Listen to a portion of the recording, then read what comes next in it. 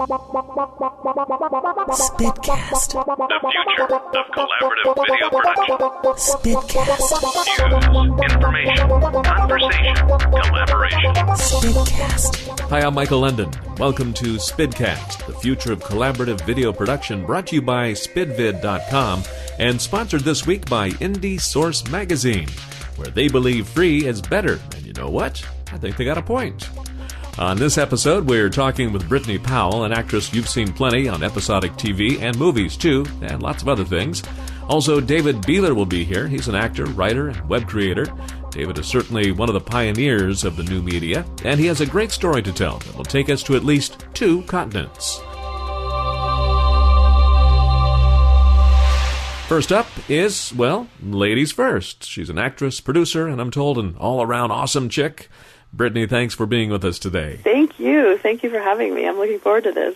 So, tell us a little bit about Brittany. Well, I'm an Army brat. I've traveled the world just in being an Army brat, because that's what we do. And I would say that translates into one of the reasons why I moved to Los Angeles. The career path of an actor is very much a person who has to fit into new environments quickly and make themselves at home and make new friends randomly and get sent across the world to go on location and so forth. So I find that being an Army brat was good training for being an actor. Well, I can see that. So where was the very last place you were right before Hollywood? The very last place I was before I came to Hollywood was a little town in Texas right outside of Dallas-Fort Worth, which has grown exponentially since I've moved away. And that was, well, I won't say how many years ago that was because I'm still only 29 years old. And what is the name of that little town? It's Mansfield, Texas. In fact, I just found out from my parents that Kelly Clarkson now lives in Mansfield, Texas. I knew that she had been from Burleson, but I had no idea that she went ahead and made the big move to Mansfield. Well, you'll have to fight her now for hometown girl billboard space. I know. When I come to town, she better scoot aside because I want to be on the front page of the newspaper. Don't blame you. So tell us about that path. Army brat, lived in 10 or so places, new school every year. Well, actually, when I was about 6, I would say, my father was an officer, so he would always get options of where we were going to be stationed next. And I swear to God, that's when I would pull out the map and a ruler. And whatever was closest to L.A., that's the one that got my vote. So when we had the opportunity, I was born in Germany, but then we moved back to the States and traveled a bit.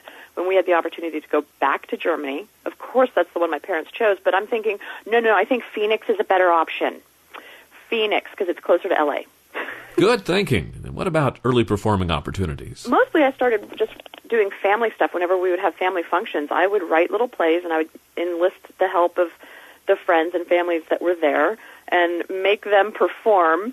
And then I didn't understand when they would get nervous in front of their parents. I'm like, we're just acting, and they're your parents. They love you. Just do it. And then I would get all frustrated if they got all nervous.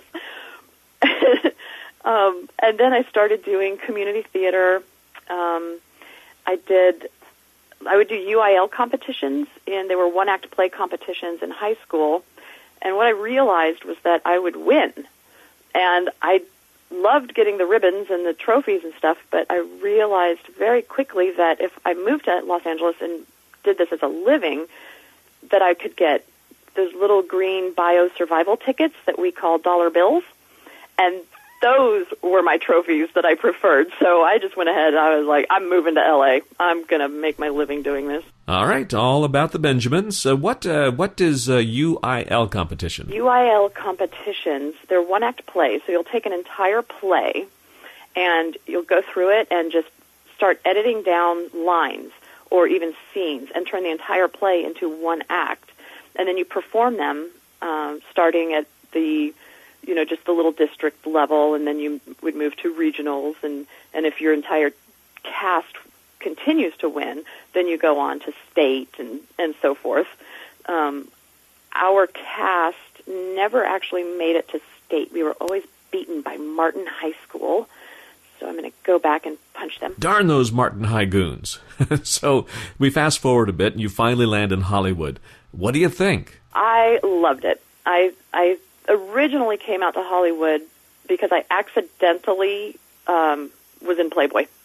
You know, those the Girls of kind of things, just one of the little, those little side picture ones they do. And the editors saw that, asked me to be a playmate, so they started flying me out to Los Angeles a lot. And when I was out here, I was meeting agents, and they told me point blank that I'm marketable, that I'm talented, and that if I would just move out here, that I could actually start booking work. So that's what I did. I just packed up my little car and tripped it on out here, and I started booking work right away. They were right. So that's what brought me to Los Angeles. And then once I got out here, I started booking work right away. Lots of commercials and a lot of episodic television. Anything that Aaron Spelling had done. Wait. Tell us where we've seen you. Oh, my goodness. Anything Aaron Spelling has ever done. I've been either a recurring role for half the season, or I've been a series regular for, like Pacific Palisades. I was a series regular on that. Then Stu Siegel Productions, he would do all of the, Silk Stockings and Renegades, all those kind of shows. And so they would bring me down and just keep constantly casting me in those shows. And then nighttime episodic was the majority of my career. And then films, I had not a little film, it was one of Icon Pictures' first venture into feature films. That's Mel Gibson's production company. And that was a movie called Airborne, which is a coming-of-age movie, and I was the lead female in that. Just the cutest little movie, and I still meet people today, kids who are still addicted to it. And in fact, I went and rented a car the other day, and the guy behind the counter, I walked in, and he looked at me and he goes, "Airborne, right?" I was like, "What? How do you know this? I'm like ancient compared to those days. How do you even still recognize me?" So he says Airborne, and your first word should have been upgrade, right? Oh, yes. And don't think I didn't. I got the upgrade. Good for you. So you're really living the working actor's dream. You're working a lot, you're being seen, you're making your contacts, all in traditional media. Then you take a sharp right and head into the web world. Tell us about that. This I owe to my business partner, writing partner, acting partner, best friend, Tom Conkle. I was at an audition for a commercial, and I was just kind of being a little smartass, kind of in my own little world, but funny, I don't know, it's kind of quirky. And I realized there was a human being very close to me who was laughing at all of the twisted things that I would say out loud to myself.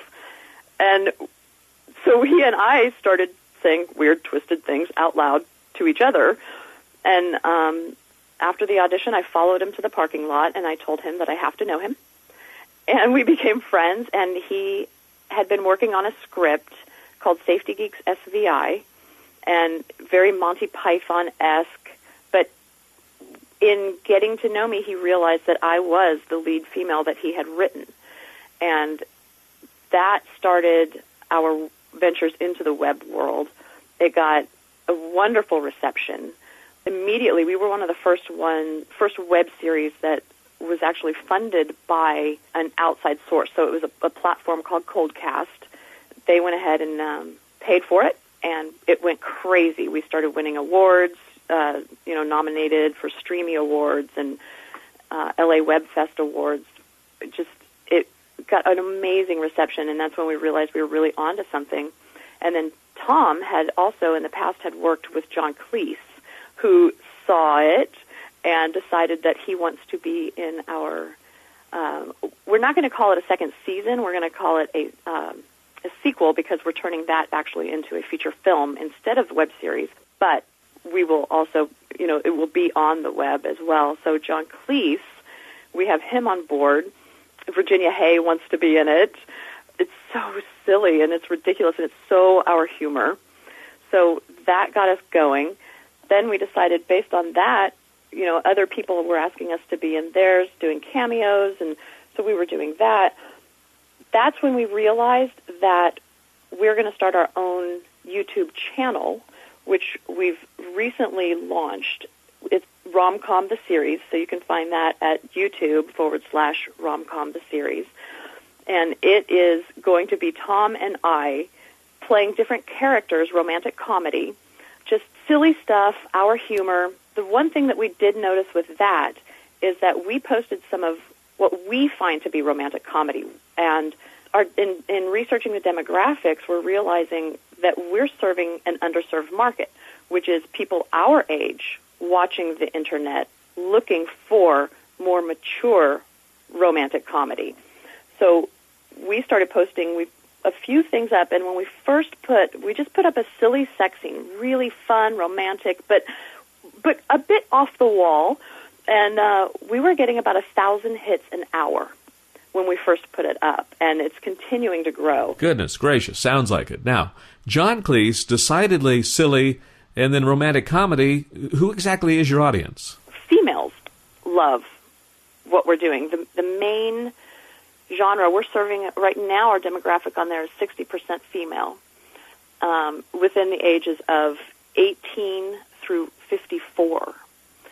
So what we want, actually, is for people to email us at Tom and Britt, spelled with one T, 384 at gmail.com, Tom and Britt 384 at gmail, and start emailing us some of their ideas of what they would like to see. Like if they actually did have the weirdest little romantic scenario in their life, we want to recreate that. We want to write it and put our own spin on it. But we want their ideas, what they find to be funny and romantic. And then we're going to put those up as well. And we've fortunately found that people are finding it funny as well, which is nice because sometimes you put something up that you think is funny and they just run the other direction. But they seem to like our weirdness, which is cool. And you'll know right away, like you've seen before with the hits. Yeah. And I'm very, very fortunate to have Tom as my business partner because he loves computers. So he has all the different spreadsheets and everything that are telling us what countries are from. You know, for instance, Safety Geeks, when it first launched, we were very big in the United States, but now we're finding Saudi Arabia. We're spiking in Saudi Arabia right now, and we can't exactly explain it, but we aren't going to complain about it. Yeah, no need to explain it. Just enjoy it. So, honest question time, all right? You're doing well. Your career seems to be on the uptick. Features, episodic TV. You meet Tom. Tom approaches you and says, hey, want to do some stuff for the web? Really now, what do you think? I'll tell you what. What first caught my attention, and to say yes, was the interaction that I had with Tom. And I knew that we could create something that was unique. And I knew that we could create something that made me happy. It was our product. We had control over what we were putting out, and we had control over how it was put out. That got my attention, because a lot of times you'll go into a sitcom and you have to do exactly what those writers said, and they might not have quite your same personality, but you do it because it's your job. And I love my job. However, I love being able to tell Tom, can we twist it this direction as well and have it still be as funny? And then we can mull it over, we can, twist it, tweak it, and do that sort until we make it what we want. And then we put it up, and if people like it, they like it. If they don't, that's okay, because somebody likes it. There's not one guy sitting in an office somewhere that it's his opinion of what's funny. It's actually out there for the public to determine, and if they like it, they can go to it and watch it. Now, you know what? For my money, that is the single most exciting thing about this venue. No gatekeeper. So literally now, being a pioneer, how about some words of advice for those coming up behind you? I think my main bit of advice that I would give to people coming up in the web world would be really pay attention to what you're writing, because you can't just write something and throw it up and expect it to hit. You know, you've got to pay attention to the actual quality of the writing, and then pay attention to the quality of production. You know, a lot of people on the web, they'll have an idea on the weekend, and then they'll shoot it over the weekend and get their friends together, and they're not real actors. They should hire real actors to portray the characters they've written, instead of saying, I want to be on TV, so I'm going to write something and just put it up there. Don't just put it up there. Make sure it's good enough to represent you as a writer, as an actor, and as a producer.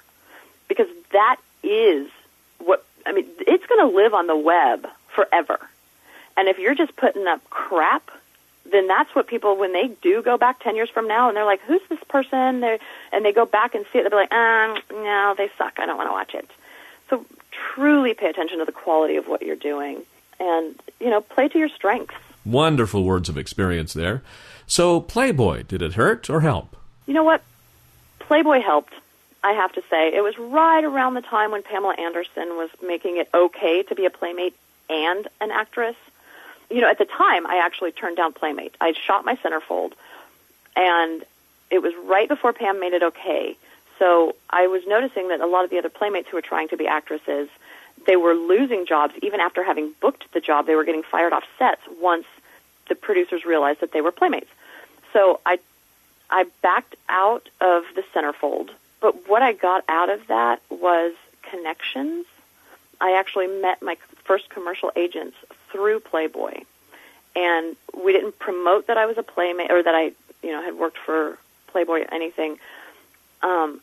But I did continue to do the lingerie issues as a way to pay my bills in one day so that the rest of the month I could be going out on auditions. He was married to Kimberly Hefner at the time, and she was very strict at the mansion. So when they would bring me out, they would put me up at the mansion, and I didn't have to worry about lecherous old men trying to say, well, I can help you, baby, but, this is what I like. And I didn't have to worry about that because she was like, anybody in the swimming pool, you got clothes on. I got a baby running around this house. Or when we would have the Sunday night movie nights, it was just his closer friends that they trusted. It wasn't really just kind of anybody who thought it would be fun to go see a bunch of hot chicks. It was people who actually had integrity and had something to say in the entertainment industry. So I met some really wonderful people that way, and some of whom, I've remained in contact with since. So Playboy, I loved, and I would do it again. Interesting. So what can you tell us about your experience with collaboration?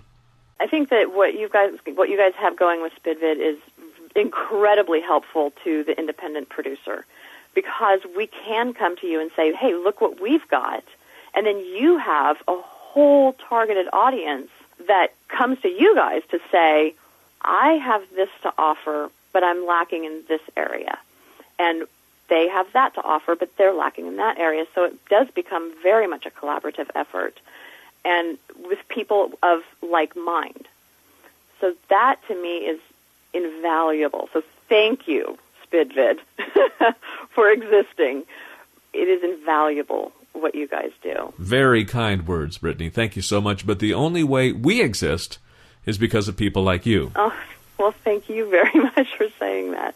So what would be the takeaway message from Brittany Powell today? Taking talent and utilizing it along with what would otherwise be considered maybe a more surfaced quality. People do pay attention to my looks, and I know that. But that doesn't mean that I have to only use my looks to get ahead. My looks get attention, and then from that, people can really go, whoa, wait a second, she can act. Whoa, she's intelligent. That is what I appreciate about being on this planet. All right, then speaking of looks and talent, where can we see everything Brittany? Everything Brittany. Well, IMDb has my entire resume, and that's, of course, Brittany Powell on IMDb. You can find a lot of the new stuff is going to be on the Rom-Com, the series, on YouTube. There's a lot of stuff, too, on the SafetyGeeksSCI.com. In fact, I even have a little bit on Invention with Brian Forbes. I have a kind of a cameo in that. I play, I'm a guest star on that one, a recurring player. The Internet, I mean, anything, Brittany, Google it. Google it. Everything will come up. What won't come up is my photos from Playboy. I don't know why. I think it's because that was back in the ancient days when they didn't have digital. I just sensed a disturbance in the force. That's funny. Well, I'll go find some of those old pictures and scan them and put them up, and then I'll put them up under a fake name so that nobody will come after me for copyright infringement. You can say, here's Kelly Clarkson. I'll say, Kelly, can you just come here and say a few words standing next to me, and then I can pop up under your Google searches too? Always thinking. Brittany Powell, thank you so much for joining us today on Spidcast. Thank you so much for having me. I had a great time talking to you. Spidcast. Spidcast, brought to you by Indie Source Magazine, the fastest-growing independent filmmaker resource and the only free publication of its kind. And their mission is to bring you not only stories of the industry's highly celebrated, but also stories and insights from players in all areas of the media creation process. At IndieSource, they believe free is better. Visit them at indiesourcemag.com.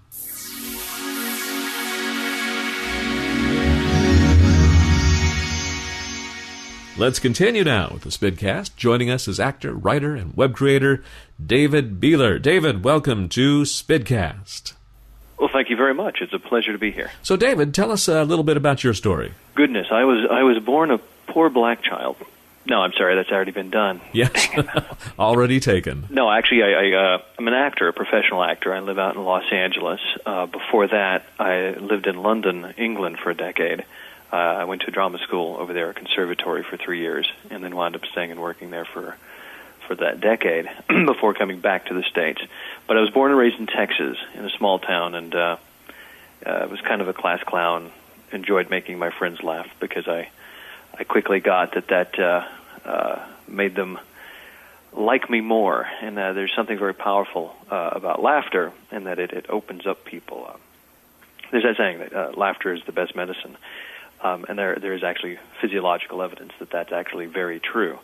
I did all this stuff as a kid, got in local theater, did a local television show, and by the age of 15 I decided this is what I wanted to do. But when I was in about 5th grade, my mom used my full name, and I knew I was in trouble. So I'm thinking, what did I get caught doing? And she goes, I got a call from your teachers. And I'm like, oh, what did I get caught doing at school? She said, well, they're very concerned about you. And I thought, well, my grades are good. And she said, they think something might be wrong with your brain. And I was like, what? So it turns out they thought I had an equilibrium problem because I had gotten so good at walking into desks, bumping into doors, and just falling over, doing these pratfalls to make my friends laugh, that they thought something was actually wrong with me. So I kind of blame my teachers that I don't have Jim Carrey's career because my mom told me to put the brakes on that, which I did. But by the time I was 15, I knew I was going to be a professional actor, and that's what I was going to do with my life as a vocation. So spent a couple of years at UT Austin in Texas on a scholarship, and then applied for this school in England and got accepted, which was a real coup, and I didn't realize at the time it was kind of as big a deal for me as it was going to be. And then I was paying for school, so I had to pay for a lot more of school by going to this conservatory in England, which was the Central School of Speech and Drama. And so I wrote and produced plays in Texas to pay for my training in England. And that actually worked. So it was ironic that I paid for school by doing what I was going to school to learn to do. Well, how cool is that? I'm sure this has helped throughout your career so far. It was pretty cool. It was a big learning experience to get to school for me as it was being at school. And that was really fascinating. And some of that entrepreneurial spirit and production, just sort of, well, all right, we're going to figure out how to make this work, has carried into doing the stuff that I do now with my creative partner, Tom Conkle, because he and I do comedy, and almost all of our stuff is comedy-based online. Now, we're going to get more into your current stuff in just a bit, but I want to hear about more of the stuff from England. This is good stuff. I had some really cool opportunities there, things like I got to play Hamlet in a castle, did a one-man show called Booth about the actor Edwin Booth, took that to the Edinburgh Festival, won an award. A director who saw this wanted to work with me. She said, we need to retool the script, and before you do this show again, which was about Edwin Booth preparing to play Hamlet after his brother had assassinated Abraham Lincoln, John Wilkes Booth, she said, you need to play Hamlet. I was like, well, it's on my list. And she said, no, you're going to do it. So I wound up getting to play Hamlet. A company I was working with, touring around England doing Shakespeare, we actually got to play Hamlet at Kenilworth Castle. So that was an amazing experience for me. I'll bet. So you worked your way to England, played Hamlet in a castle, no less.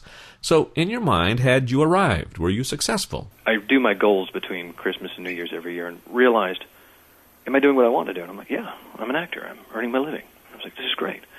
I thought, is this really what I want to do? And I went, well, if I could do anything, I'd work in movies. And I thought, oh, well, I'm in the wrong place because they don't do that many films in the UK, sadly, because when they do them, they do them very well. So from there, I thought, okay, I'm going to pick up and head back to the States. So I took a reconnaissance holiday, came out to Los Angeles, and stayed here for 8 weeks with some friends of mine from drama school, and found, much to my delight, that it was actually a very nice place. And in being here, one of the things that happened along the way was when I first got out here, I thought, gosh, I haven't done comedy in years, and that's something I really loved. That's partly what got me into acting. So I signed up with LA Connection, which is a place out here that does improv, and had found that some of the other places that are very famous for improv, you have to go through years of their training programs before you get to perform. But LA Connection had a fast track where you could do that within a couple of months. And so I thought, oh, well, that's what I want. So I did that. A group of us kind of got bored there, splintered off with some people from the Groundlings, and created a new sketch troupe. And one of the guys from that group, which fell apart fairly quickly because different people wanted to do different things, so the group fell apart. But one of the guys later was producing a show called Beyond the Fringe, which is the seminal British revue that launched the careers of Peter Cook, Dudley Moore, Jonathan Miller, and Alan Bennett. Peter Cook and Dudley Moore you may have heard of, and Alan Bennett and Jonathan Miller are very big in the UK. One is a director and one's a writer. This guy, Joe Dunn, who was producing the show, said, I need you to play the Dudley parts, because one of the improv characters I created, having lived in London, was an out-of-work mortician. And I thought, oh, it'd be fun. I lived in South London for the most number of years of my time in England, and I could do a very good South London accent. And I thought, oh, if this guy is an out-of-work mortician, but he's on the dole, but he's so broke he has to nip at the formaldehyde because he can no longer afford to go to the pub. And I thought, oh, that's a fun idea for an improv character. And so I brought that in. And what happened was he wound up sounding very much like Dudley Moore, completely by accident. And I just saw, I'm going to go in there and I'm going to do this thing. And, his name was Glenn Lawn, and he was the less successful brother of Forrest Lawn. And, of course, he didn't hold out over Forrest, God bless him. But, he was very frustrated that he couldn't get things to work right. So everybody's like, oh, that's a great Dudley. And I'm like, oh, no, I don't want to do Dudley. Dudley did Dudley. So I was like, back to the drawing board. But they insisted that I keep doing this character because they all thought it was very funny. So Joe knew I had done this character, and he said, I want you to play Dudley Moore in this review show. And I was like, okay, and you're going to meet this guy who will play the Peter Cook parts. Tom Conkle, he's very funny. I think you'll get on. And at the read-through, sure enough, Tom and I got on like a house on fire. And in doing that show, which won a pick of the week in the LA Weekly out here, Tom said, we need to do the two-hander that Peter Cook and Dudley Moore did called Good Evening. They did this on Broadway. And I was like, okay. And Tom said, no, we're going to do it. And I said, okay. And then 2 weeks later, he called and he said, okay, I've booked a theater. We're doing the show. And I said, oh, all right. When? In 2 weeks. I was like, well, goodness, we probably should rehearse. So we got the show up on its feet real fast, had a great time. And then in the process of doing that show, we kept kind of improvising and playing with those characters. And we decided that, hey, we could actually continue playing and develop that into some of our own original material, which we did, and that show was called Good Night. And that was basically a tribute to Good Evening, the Peter Cook and Dudley Moore show. And in that process, Tom and I found that we worked really well together as a writing team, that we were very simpatico. And about that same time, I had written the stuff that paid for my training, but I don't write a whole lot because it feels like work. And I've had a number of people go, you're good at writing, you should write more. And so I was looking for a way to enjoy writing more. And then Tom showed up, and we had a great time writing. It was just a laugh, and we would catch stuff and try and get it in the computer while it was fresh and still making us laugh. And so we began to collaborate and write. And around about the same time, I joined their sketch troupe called Lester McFlap. And we were doing live sketch shows. We did them in different places around the country at different festivals and all around L.A. And about that time, a guy came to one of our shows and said, I think we should do a television pilot. And we said, okay. So we wound up producing this TV pilot called McFlap, with an exclamation point, and not the musical, but just McFlap. So we produced this pilot, and it was greenlit for all of a long weekend before it fell through the cracks in the Vivendi sale when Universal was bought by Vivendi and a lot of these other TV cable networks that they owned, all seismic shifts, people losing their jobs, and so we fell through the cracks in that sale, which was very frustrating. But at that time, we had already begun doing some sort of interactive media stuff in our live shows and filming things and putting them in our live shows.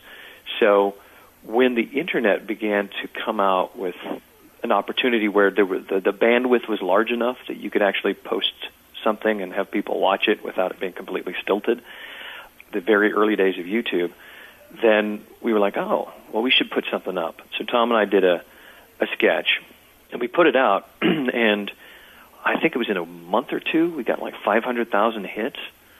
So here's 500,000 people watching our comedy, which was more than had seen all of our live shows combined over the entire time we'd been working together before that. We were like, wow, this is powerful.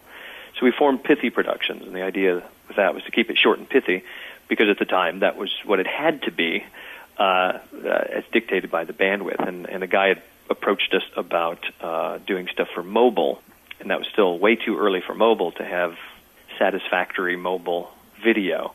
Nowadays you have that quite readily, but at the time that was sort of more of an idea than a reality. But we got this idea of, oh, we could do this, and we can kind of build a footprint here and then expand it out and hopefully go into new media, create our brand really strong, and then take that brand and move it into old media or the more established media, however you want to look at that. So that's kind of partly how we came to be and how we came to be doing what we've been doing. So is Inventions an outgrowth of that relationship with Tom? Invention with Brian Forbes grew out of a sketch show. Tom and I were doing a two-hand sketch show, and Tom had this idea for this crazy inventor, and, being interviewed in this show that's, the guy who's running the show is trying to do a very serious show, but his guest is just a wackadoo. And we did it as a sketch, and I thought it was a great sketch, and it always got a great reaction. And at one point, Tom said, let's film that. And I'm like, okay. We were doing these little short, pithy one-offs, and so fine. And then Tom later said, I think we should do that as a series, because we had done another live sketch show, and we had done another invention. And Tom said, let's do this as a series. And I said, I don't think it will sustain as a series, Tom, because it's a little just, they're little snippets. They are really just little sketches, and there's no kind of continuation in that. I don't see that being a series. And I said, I think people will stale of, the same thing again and again. And Tom said, no, I've got so many ideas, they won't. And I'm like, all right, okay. And the great thing about Tom and I is if either one of us feels passionately about something, the other one usually goes, all right, I trust you. And that's come from years of working together. And I was like, okay, if you really feel like that, let's do it. So we did. We began doing more and more and more of these. And I have grown to love the show. It's one of my favorite things we do. Because I love the relationship between Brian Forbes, who's desperately trying to do something legitimate. And I think for a lot of artists, that craving of legitimacy, of I want to be accepted and do something that's good and be lauded by my peers. Most artists have that in some capacity once they get involved in their disciplines or their craft, that they want their peers to recognize them. Hence the proliferation of award shows. So Brian Forbes is deadly serious, and then you have this force of nature, which is Sir Reginald Beauharnois, who's just out of his mind, or eccentric, as they say in England. And I think the combination of that is really wonderful. And it's just a very simple idea that relies purely on the writing and the performing and the relationship between these characters. And David, how did you find your audience? Or better yet, how did they find you? we call it our web series that could.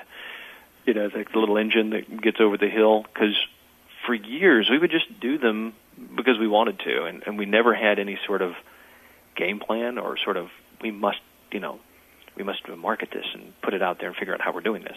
It was really just, we were doing it. And we've never, ever gotten a bad review. We've gotten tons of great press. Everybody seems to love the show.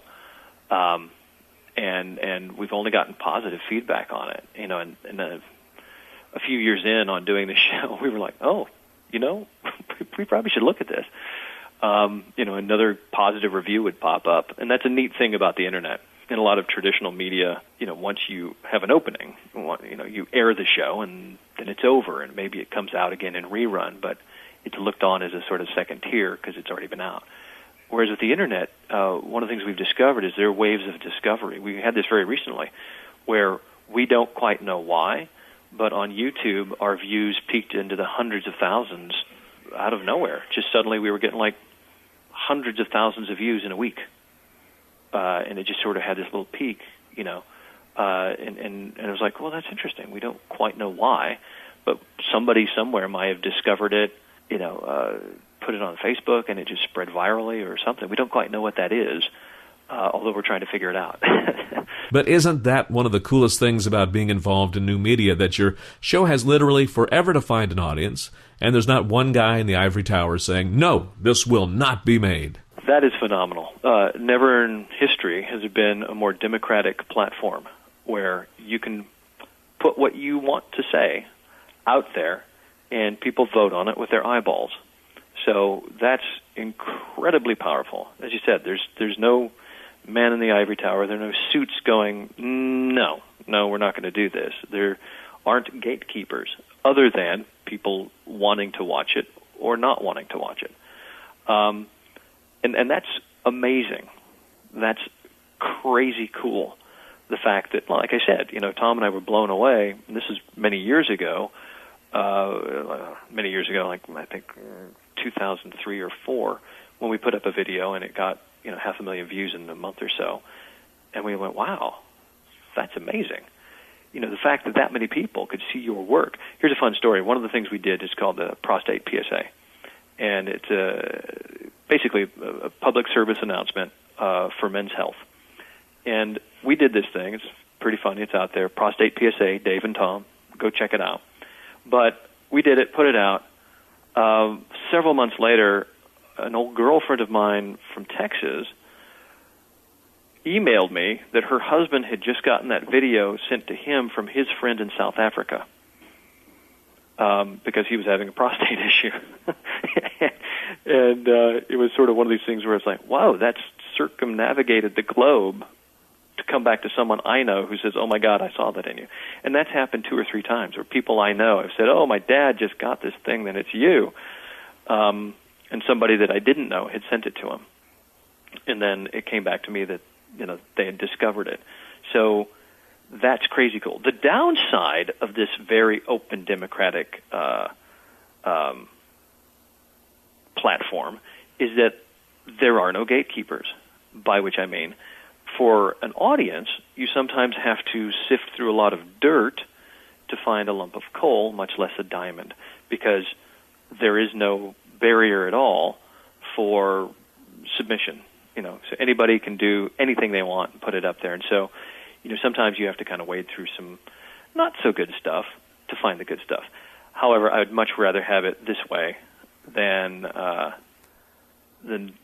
the other way, where there's, you know, who's deciding whether you get to watch that or not. And then the good stuff tends to get, the cream will rise to the top. The good stuff tends to get referred. It gets noticed. People write about it, blog about it. Other people share it. So in that way, the good stuff tends to rise anyway. Right. You know, not only does the good stuff rise, but the good stuff gets very strong word of mouth, the best advertising for any business at any time in history. Exactly. And that's where I would say if anybody is going to attempt to create video or do a web series, there are a few things I would consider moving into it at this time. First of all is just to look around and see what's being done and try to find a way to either do something that's not being done. And part of that's just because this is an open platform, so no one's going to say no. So this is a chance to do something different, as opposed to trying to recreate a television show without the resources to do it, which a lot of people do, and then it looks like a very sad, sick cousin of something that you could see on television. Do something else. Find a way to use your voice to express your creativity, follow your passion, but do something that's a bit different. Or if you're going to do something that's been done, for example, like another zombie story or vampire story, which are just, ripe at the moment, then do that really, really well. And one of the interesting things right now is because there are so many good shows out there, production values have gotten very good very quickly.